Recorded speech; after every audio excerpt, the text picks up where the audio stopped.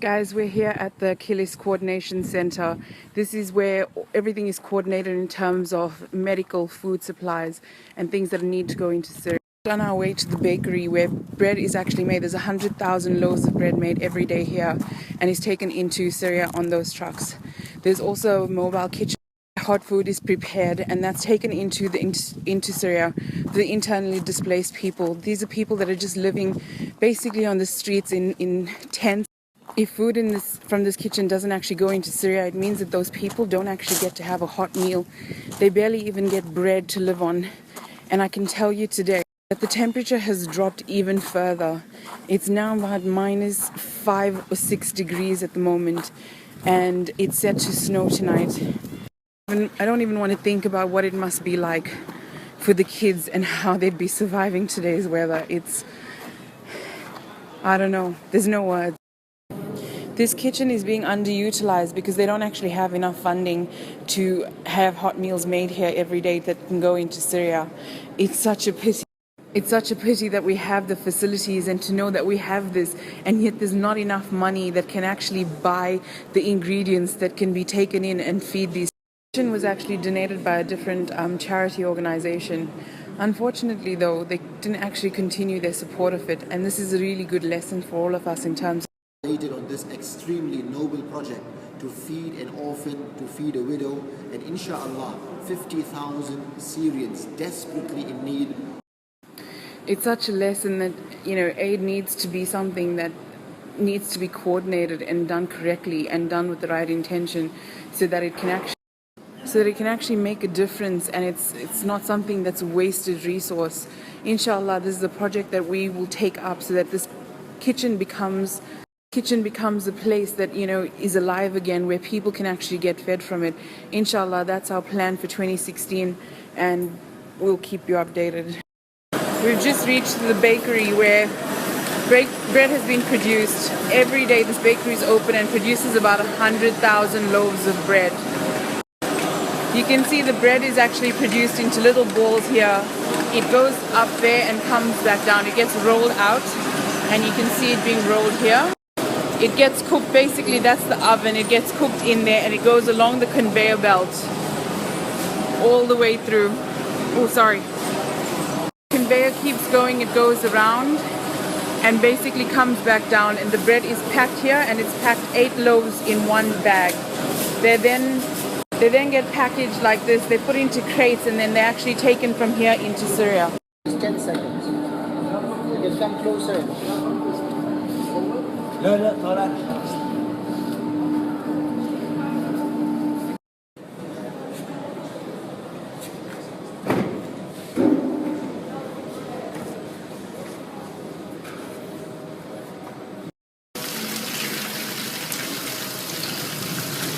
This is how they actually start to make the bread.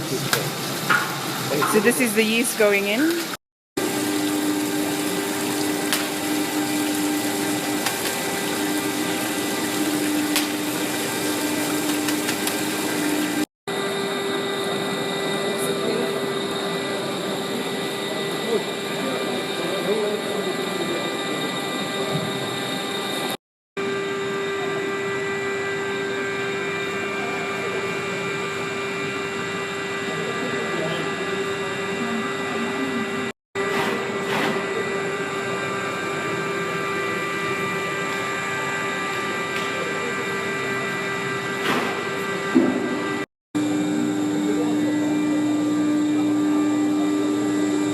That was 150 kilos of flour.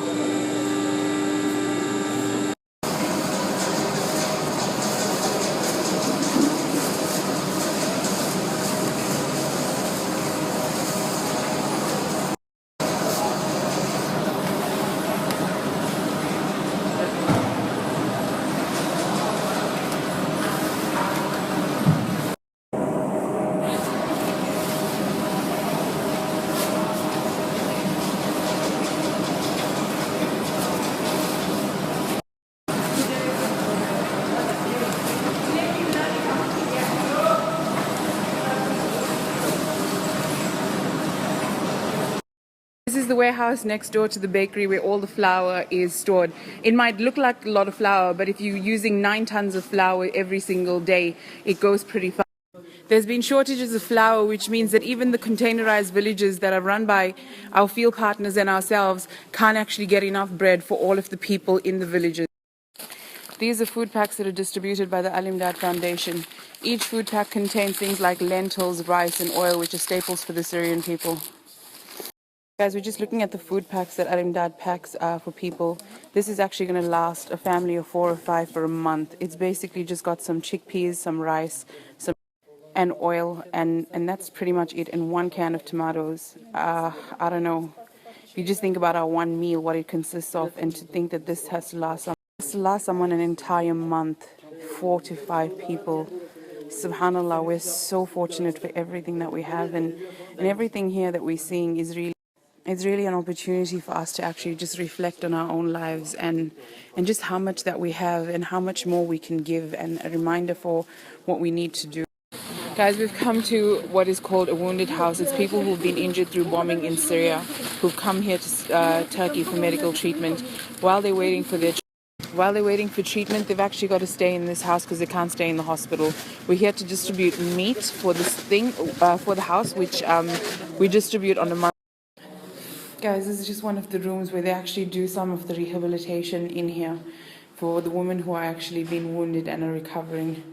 So far, we were just at this home for the wounded where we met a 23-year-old guy who was bombed and basically lost his legs. This child is not even, she's about 6 months old and she got burnt, and they've come here to the wounded center and she's gotten treatment, so she's staying here with her mom. والله يبارك في أعمالكم وفي جهودكم الطيبة لكل المسلمين. آمين. فحتى الآن عندك عائلة أي شيء يعني في بلاد. Come to this masjid with the maqam, and it's nice to take some time out and just kind of reflect on everything we've seen and done this morning. It's actually just, it doesn't get easier every time you see what you see. It doesn't actually get easier. I don't even know what to say. Foundation teams in Australia here at an orphanage in Kilis. It's an orphanage that we support. Alhamdulillah, there's 16 orphans that live here. We're here to distribute both blankets and ah, there we go.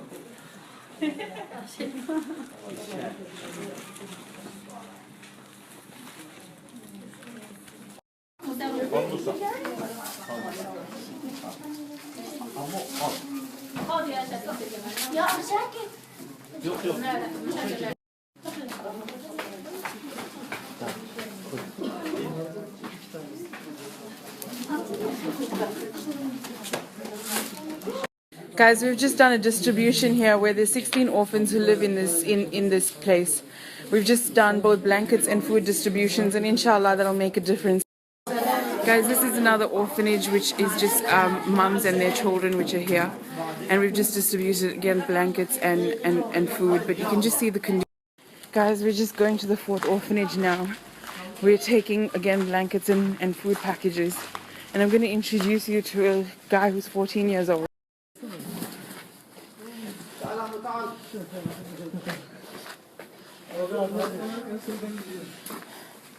Assalamu alaikum. You know? Of course.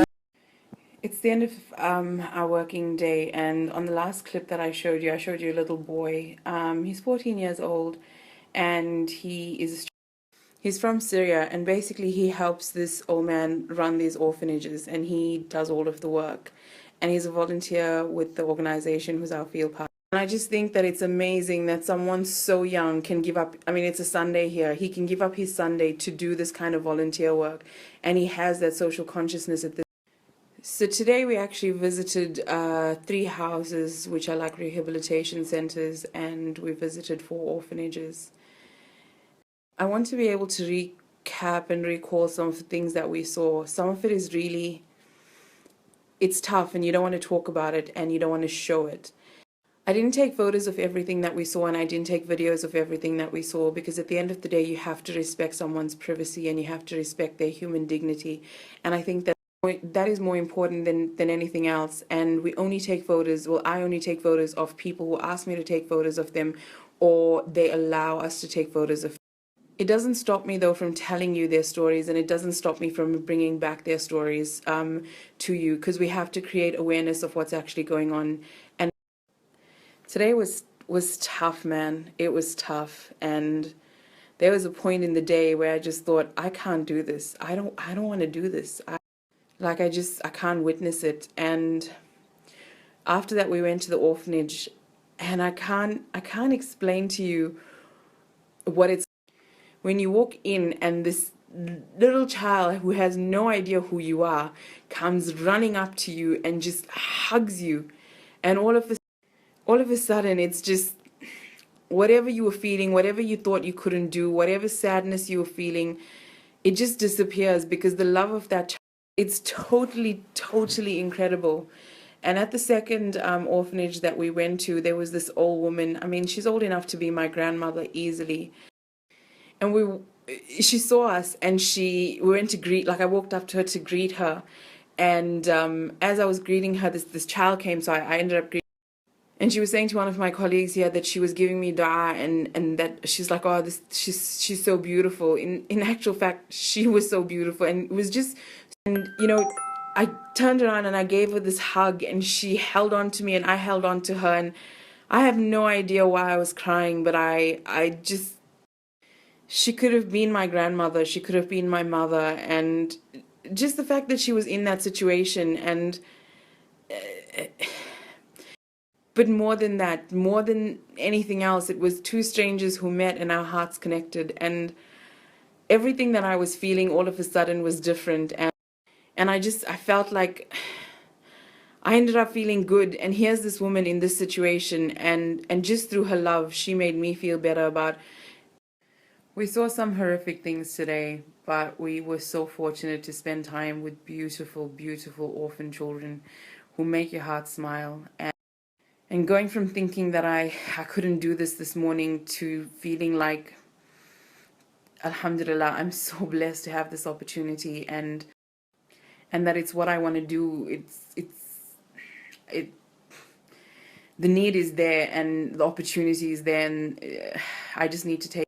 I mean, it's freezing cold here. And to know that those orphans tonight will at least have a blanket, subhanAllah. I don't know if there's a better feeling than that. Yeah, alhamdulillah.